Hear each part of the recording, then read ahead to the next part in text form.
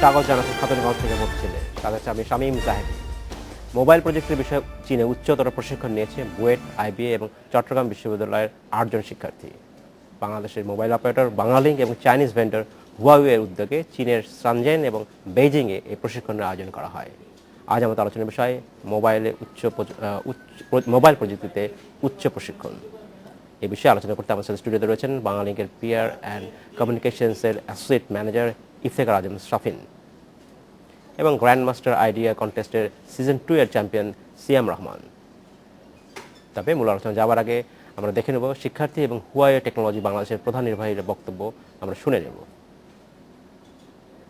হুয়াওয়ের ক্ষেত্রে যেটা হলো, আমরা যেদিন থিওরি ক্লাস করলাম, যে টপিকের উপরে পড়াশোনা করলাম, সেই দিনই গিয়ে আবার ওটা কিভাবে কাজ হচ্ছে ল্যাবে গিয়ে একদম হাতে কলমে জিনিসটা দেখে চাইনিজ ল্যাঙ্গুয়েজ যেটা শিখলাম এটা কাজে আসবে।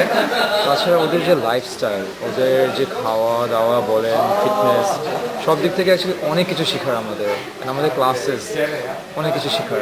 This country's young generations, young men, young people to speed up development will be feel proud also, and which it is as our part of our duty since we started serving this country more than 16 years. জনাব ইফতেখার আজম শাফিন এবং সিয়াম রহমান, আপনাকে স্বাগত জানাচ্ছি অনুষ্ঠানে। আপনারা কেমন আছেন? ভালো আছি। আচ্ছা, শাফিন, আপনি বাংলালিংকের পক্ষ থেকে এবং হুয়াওয়ের পক্ষ থেকে আপনারা আমাদের বাংলাদেশের কিছু শিক্ষার্থীকে চীনে একটা উচ্চতর প্রশিক্ষণের জন্য গিয়েছিল এবং যারা সেখানে মোবাইল টেকনোলজি শিখে আসছে। কেন এটা আপনারা করলেন, বা এটা আসলে এন্ড ইউজ কি চিন্তা করছেন আপনারা, এর ফলে কি আশা করছেন আপনারা? আসলে এই জিনিসটা আমাদের শুরু হয় আপনার 2011 সালে। আমরা আপনার গ্র্যান্ড মাস্টার নামে একটি কম্পিটিশন আমরা লঞ্চ করি স্টুডেন্টদের জন্য। বেসিক্যালি আপনার বাংলাদেশের ইউনিভার্সিটি বেসড স্টুডেন্ট, আপনার পাবলিক এবং সরকারি দুটো মিলেই। তো আমরা তাদেরকে উদ্বুদ্ধ করার জন্য যে আপনার মোবাইলের দিকে ধাবিত, এবং আমাদের আসলে যখন যে আপনার টেকনোলজি আসছে, আপনার মোবাইলে দেখছেন 3G 4G এবং LTE এবং এর ক্রমবর্ধমান আপনার যেই যুগ চলে আসছে। সো আমরা তখন থেকে একটা চিন্তা যে আসলে স্টুডেন্টদেরকে এটার মধ্যে কোনো না কোনোভাবে আসতে হবে, বিকজ তারাই শিক্ষার্থী এবং তারাই আসলে নতুন প্রজন্মই আপনার দিতে পারবে এটাকে নতুন রূপ। সো সেখান থেকে আসলে এই আপনার আইডিয়া জেনারেশন কন্টেস্ট আমরা 2011-তে করে থাকি এবং তারই ফলশ্রুতিতে 2012, 13 এবং আমরা 14-তেও আমরা করতে যাচ্ছি এবছর। আচ্ছা আচ্ছা, ধন্যবাদ সাফিন। আমি আপনার কাছে ফিরে আসবো। সিয়াম রহমান, আপনারা যারা শিক্ষার্থীরা এই প্রশিক্ষণ নিলেন চীনের বেইজিং ও শানজেনে, এর ফলে আপনাদের কি প্রশিক্ষণ নিলেন, আসলে কি লাভ হবে বলে আপনার মনে হচ্ছে? প্রথমে বলিনি আমাদের প্রশিক্ষণটা মূল বিষয়বস্তু কি ছিল। আমাদের শেনঝেনে প্রথম 6 দিন হুয়াওয়ে ইউনিভার্সিটিতে নেটওয়ার্ক টেকনোলজি, আইপি টেকনোলজি, এলটির উপর ট্রেনিং দেওয়া হয়েছে। তো সেখানে আমরা দেখতে পেয়েছি বর্তমান বিশ্ব আসলে প্রযুক্তির ক্ষেত্রে কোন অবস্থানে আছে, এবং আমরা বাংলাদেশের অবস্থার সাথে তার একটি তুলনা করে যেটা বুঝলাম যে আমরা জাতি হিসেবে প্রযুক্তির দিক দিয়ে বেশ অগ্রসর হয়েছি, কিন্তু সমগ্র বিশ্বের সাথে তাল মিলিয়ে চলতে আমাদের আরেকটু বেশি প্রচেষ্টার প্রয়োজন। এবং আমাদেরকে যখন নেটওয়ার্ক টেকনোলজির উপর ট্রেনিং দেওয়া হলো, সাথে সাথে তারা আমাদের নিয়ে গিয়ে দেখালো যে তাদের সকল যন্ত্রপাতি এবং প্র্যাকটিক্যাল ইউটিলিটি দেখিয়ে দিল। তো আমরা বুঝতে পারলাম যে আসলে প্রযুক্তির অগ্রসরের সাথে সাথে আমরা যদি তাল মিলিয়ে চলতে পারি, এবং তাহলে আসলে আমরা জাতি হিসেবে আরো আগাতে পারবো। এবং পরবর্তী 6 দিন এই নেটওয়ার্ক টেকনোলজি ট্রেনিং এর পরে আমাদেরকে চাইনিজ ভাষা, চাইনিজ কালচারের উপর একটা ট্রেনিং দেওয়া হয়, সেটা আপনার বেইজিং ল্যাঙ্গুয়েজ অ্যান্ড কালচার ইউনিভার্সিটিতে। আচ্ছা, তো আমরা চায়নার যে রিচ একটা কালচার হেরিটেজ আছে এবং রিচ যে হিস্ট্রি আছে, এবং আসলে চাইনিজ মানুষদের সাথে আমাদের যে মিলগুলো রয়েছে এশিয়ান হিসেবে, আমরা সেগুলো বুঝতে পেরেছি। এবং তাছাড়াও আমরা আজ দেখলাম যে ওরা জাতি হিসেবে অনেক ডিসিপ্লিনড, এবং ওদের থেকে আমরা অনেক শিখতে পারি। এবং ভবিষ্যতে চায়না বাংলাদেশের অভ্যন্তরীণ সম্পর্ক উন্নয়নের মাধ্যমে আমরা মনে করি আমাদের দেশের জন্য আসলে অনেক সুযোগ রয়েছে। ধন্যবাদ সিয়াম, ফিরে আসবো আপনার কাছে। সাফিন, আমরা ফিরে যাই গ্র্যান্ড মাস্টার কন্টেস্টে ফিরে যাই। সেই আলোচনা যখন করছিলাম, আপনি বলছিলেন আপনার শুরুর দিককার কথা, ঠিক কি ধরনের এই যে প্রতিযোগিতা হয়, কন্টেস্ট হয়, শিক্ষার্থীরা এবং কোন লেভেলের শিক্ষার্থীরা এবং কি বিষয়ে তারা আসলে কন্টেস্ট হয়? আসলে আমরা যখন শুরু করি 2011-তে, এটা আমাদের মধ্যে একটা বিতর্কের সৃষ্টি করে আমরা আসলে কাদেরকে টার্গেট করব। তো আমরা আসলে ঠিক করি বিশ্ববিদ্যালয়ের শিক্ষার্থীরা, বিকজ আপনার যদি দেখতে চান তো সেই ক্ষেত্রে আমরা তাদেরকে দিয়ে শুরু করি। এটার মূল আপনার কারণ ছিল এরাই হচ্ছে আপনার আমাদের আগামী প্রজন্ম। তো তারা যদি আপনার উদ্বুদ্ধ হয় যে কোনো একটা কিছুতে আসার, এবং তাদের আপনার যে মেধা আছে সেটাকে কাজে লাগিয়ে তারা যদি আপনার একটা সাজেশন দিতে পারে কিংবা একটা আইডিয়া আপনার জেনারেট করতে পারে, এর মাধ্যমে ভালো কিছু করা মানে এটা অনস্বীকার্য। সো আপনার এটা খুবই দেখার মতো একটা জিনিস যে তারা আপনার পার্টিসিপেট করছে এবং তাদের কাছ থেকে ভালো জিনিসটা আসছে এবং সেখান থেকে আমাদের এই জিনিসটা আসা। তো সেইখান থেকে আমি জাস্ট একটু রেস্ট আনতে চাই। আসলে সিয়াম যেটা বললো সেটা হচ্ছে এই গ্র্যান্ড মাস্টার থেকে আসলে আমাদের এই ইউথ ক্যাম্পে যেটা যাওয়া সেটা হচ্ছে আমরা গত বছর আমরা সিদ্ধান্ত নেই যে আমরা এটাকে একটা নতুন রূপ দেব। আপনারা অনেকেই জানেন আমাদের বাংলা লিংকের প্রতিপাদ্য হচ্ছে আমাদের নতুন কিছু করো। তো আমরা সেই প্রয়াসে আমরা চেষ্টা করেছি যে গত বছর সহ আমাদের 3 বছরের যারা উইনার আছে, যারা চ্যাম্পিয়ন আছে, তাদেরকে নতুন কিছু করানো, তো তাদেরকে এমন কিছু দেয়া যাতে তারা আসলে এই জিনিসটাকে কাজে লাগিয়ে তাদের নিজস্ব আপনার ফিউচার এবং তাদেরও কাজকর্মে তারা এই জিনিসটাকে আরো প্রবৃদ্ধি করতে পারে। ধন্যবাদ।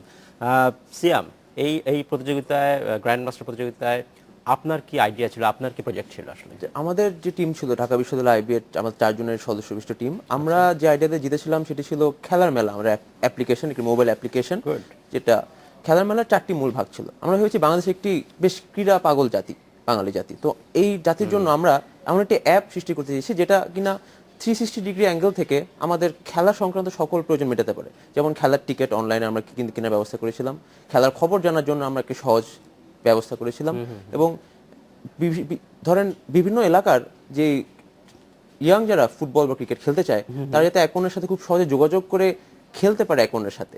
মূল কথা হচ্ছে অ্যামেচার প্লেয়ারদের মধ্যে একটি সহজ যোগাযোগ ব্যবস্থা সৃষ্টি করার জন্য আমাদের এই অ্যাপটা ছিল। এটাই ছিল। ধন্যবাদ, ফিরে আসবো।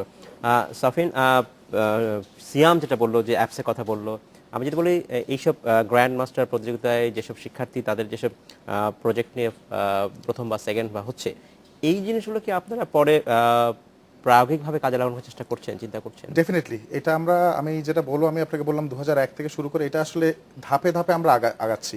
এটা এমন না যে আমরা আসলে প্রথম বছর এসে শুরু করলাম, একটা আইডিয়া আসলো, এটাকে হয় কি আমাদের যে কোনো কিছুকে আপনার ব্যবসা সফল কিংবা আসলে প্রকৃত রূপ দিতে হলে এটাকে সময় দিতে হয়। তো আমরাও সেই প্রয়াসে আছি। ওদের কাছ থেকে আইডিয়া আসছে, আপনার নতুন যারা স্টুডেন্ট আসছে এবং পুরাতন যারা আছে এরাও আস্তে আস্তে গ্রুমড হচ্ছে। বিকজ আমাদের এই আইডিয়া জেনারেশন এমন না যে ওরা শুধু আইডিয়াটা দিয়ে শেষ হয়ে গেল, এখানে বিভিন্ন ধাপ আছে। তারা আপনার টেকনিক্যাল ইভ্যালুয়েশন করছে, তারা ব্যবসায়িক আপনার সফলতা দেখছে, এটার বিভিন্ন রকম কস্ট বেনিফিট অ্যানালাইসিস। সো এটা একটা ফুল ফর্ম। সো আমরা চেষ্টা করছি, আমরা ডেফিনেটলি আমরা সিজন 4 যেটা এই বছর থেকে করছি, আমরা এই বছর থেকে চিন্তা করছি আমরা এটাকে মূল রূপে নিয়ে আসার চেষ্টা করব। সিয়াম, বাংলাদেশে বলা হচ্ছে যে অ্যাপসের মার্কেটকে বড় একটা মার্কেট বাংলাদেশে বিরাজ করছে এবং এটা এর সম্ভাবনা অনেক।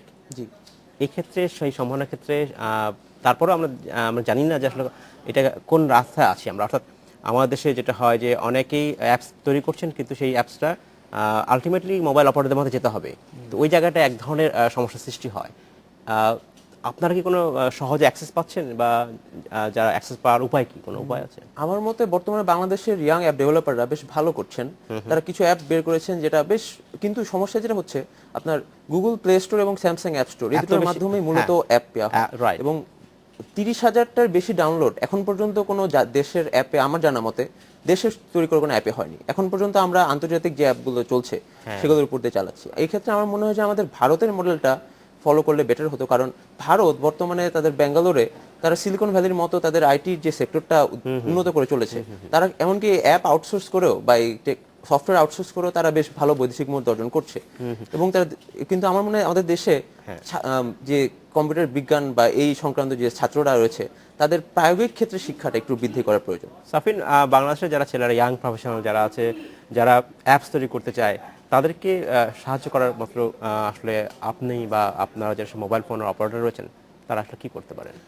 আমাদের আসলে খুবই ইচ্ছা আছে জিনিসটা করার, যে কারণে আমরা আসলে জিনিসটাকে আপনার এই গ্র্যান্ড মাস্টার কন্টেস্টটাকে আমরা আসলে ধাপে ধাপে নিয়ে যাচ্ছি। আচ্ছা, তো একটা ভালো জিনিস যেটা আপনাকে একটা জাস্ট মানে শেয়ার করার জন্য দর্শকদেরকে হচ্ছে, সেটা হচ্ছে আমাদের প্রত্যেকটা বছরই যখন আমরা করি একটা খুব ভালো জিনিস যেটা হচ্ছে যে স্টুডেন্টরা যা যা আইডিয়া দিয়েছে এবং যেটাকে আসলে তারা ফল দিতে চেয়েছে, প্রত্যেকটা আইডিয়া বাংলাদেশের এবং আমাদের দেশের আপনার যে কোনো একটা সমস্যাকে সমাধান করার জন্য তারা করার চেষ্টা করছে। তো এটা খুবই একটা ভালো দিক আমরা দেখছি যে স্টুডেন্টদের মধ্যে এই জিনিসটা আসছে যে তারা আসলে চায় বাংলাদেশের ভালো হোক। ওই আপনার সিএম যেটা বললো গুগল প্লের কথা কিংবা অ্যাপ স্টোরের কথা, আসলে ওরা তো করেছে ওদের দেশের জন্য।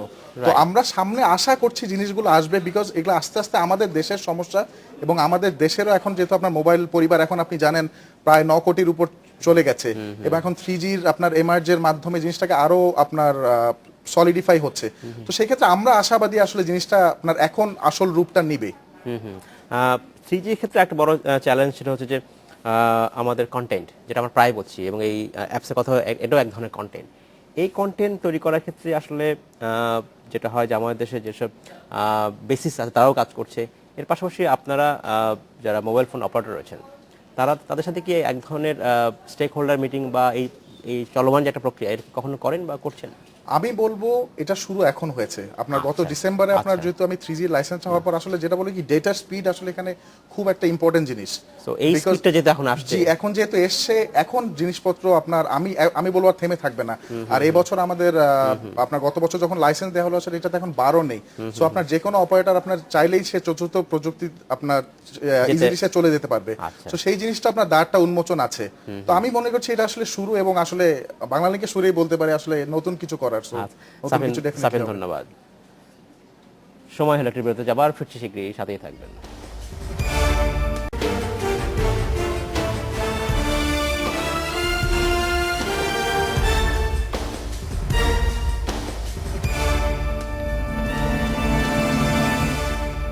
স্বাগত আরেকবার খবরগঞ্জ থেকে বলছি। আজ আমরা কথা বলছি বাংলাদেশের মোবাইল প্রযুক্তিতে উচ্চতর প্রশিক্ষণ নিয়ে।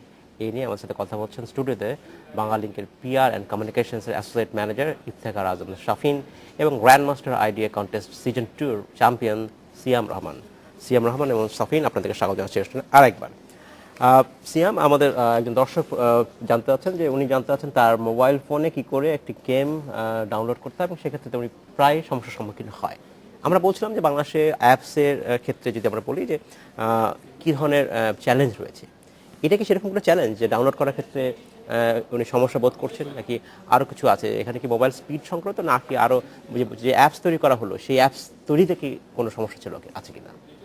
আমার মতে যে মোবাইল ডাউনলোড করার জন্য যে প্ল্যাটফর্মগুলো বিদ্যমান রয়েছে এগুলো আপনার অ্যান্ড্রয়েডের সাথে অলরেডি ইনপুট করা থাকে, অ্যান্ড্রয়েড সেলফোন কেনার সাথে সাথে। তো আপনার একটি অ্যাপ যখন ডেভেলপ করা হয় তারপর সেটা বাজারজাত করার জন্য এই প্ল্যাটফর্মগুলোই, যেমন গুগল প্লে বা স্যামসাং এক্স বা নোকিয়ার যেরকম নতুন একটা আশা স্টোর খুলেছে, এগুলোই আপনার মূল আউটলেট হিসেবে করা হয়। তো ওনার যে অ্যাপ ডাউনলোডের প্রবলেম হয়েছে, এখানে আসলে অ্যাপটার সমস্যা চাচ্ছি আমি বলবো যে আপনার মোবাইলটা কিভাবে ইউজ করতে হবে বা কিভাবে অ্যাপটা ডাউনলোড করা যায় সে ব্যাপারে হয়তো আমরা একটা সাধারণ জ্ঞান আমরা হয়তো দিতে ব্যর্থ হচ্ছি, বা কিভাবে আপনার বর্তমান 3G কিভাবে ইউজ করবে বা তার জন্য হয়তো আমাদের জনগণ এখনো পুরোপুরি প্রস্তুত নয়, কারণ আমরা এখনো প্রযুক্তিগতভাবে হয়তো এইভাবে সকলের মধ্যে সেই জ্ঞানটা ছড়িয়ে দিতে পারিনি। এই সমস্যাটা হওয়ার ধন্যবাদ। সাফিন, বাংলাদেশের 3Gর কথা বলছি, যে 3G প্রযুক্তিতে শুধুমাত্র যে ডেটা ট্রান্সফারের কথা বলছি, মূল উদ্দেশ্য যে ডেটা ট্রান্সফার ফাস্ট হবে, দ্রুত হবে, এবং এই ডেটা ট্রান্সফার যত ফাস্ট হবে তত আমাদের শিক্ষা ক্ষেত্রে, স্বাস্থ্য সেবা ক্ষেত্রে আমরা একটা রেভলিউশন ঘটাতে পারবো। এক্ষেত্রে ঠিক এই মুহূর্তে চ্যালেঞ্জটা কি, বাধাটা কোথায়, আসলে কি প্রয়োজন রয়েছে এই আমরা যদি এই রেভলিউশন দ্রুত করতে চাই? বাধা আসলে আপনি যদি বলেন, আমি চ্যালেঞ্জই বলি না, বাধা বলি না, বলি সামনে চ্যালেঞ্জ এখন আসলে আমি বলবো যে আমরা অগ্রসর হচ্ছি আপনার সুদিনের পথে। আচ্ছা, আপনার গেল ডিসেম্বর থেকে আপনি যদি দেখেন প্রত্যেকটা অপারেটর তাদের অক্লান্ত পরিশ্রম করে যারা 3G লাইসেন্স পেয়েছে তারা কিন্তু 3G আপনার একদম বাংলাদেশের আনাচে কানাচে পৌঁছে দেওয়ার চেষ্টা করছে, এবং এটাই প্রথম ধাপ। সবার হাতে যখন পৌঁছে যাবে প্রযুক্তিটা, তারপর আপনি ব্যবহার করেন কিংবা না করেন, কিন্তু আপনার অ্যাটলিস্ট আপনার যেই বলা হয় যে আপনার ব্রিজ, যেটা আপনার টুয়ার্ডস আপনার কানেক্টিভিটি এবং দ্য এন্ড ইউজার, সেটা যখন আপনার তৈরি হয়ে যাবে, তখন আপনি যে কোনো সমস্যায় বলেন কিংবা যে কোনো জিনিস আপনি ডেভেলপ করতে চান তার পর্যন্ত পৌঁছাতে আপনার কিন্তু বাধা আর রইবে না। এখানে আমার নেটওয়ার্ক এস্টাবলিশ হলো, এরপরও একটা জিনিস আছে, সেটা হচ্ছে যে ম্যান পাওয়ার, অর্থাৎ যোগ্য লোক দরকার। আমি ধরে নিচ্ছি আমি এখান থেকে প্রত্যন্ত গ্রামের একটা স্কুলের ছাত্রদের পড়াতে চাই, ঢাকায় একজন শিক্ষক তাদেরকে একটা লেকচার দিবেন, তারা সেইখানে বসেই শুনবে এবং এখান থেকে তারা ইন্টারাক্ট করবে। এক্ষেত্রে ওই আমি আগেই বলছিলাম যে ভালো সঠিক যোগ্য লোকের দরকার।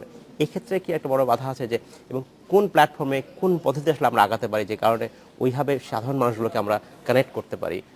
এই স্বাস্থ্য, এটা হচ্ছে শিক্ষার ক্ষেত্রে হতে পারে, স্বাস্থ্যসেবার করতে হতে পারে, একজন ভালো ডাক্তার এখানে বসে অ্যাডভাইস করতে পারেন দূরের এক প্রত্যন্ত গ্রামের ডাক্তারকে, সেটাও হতে পারে।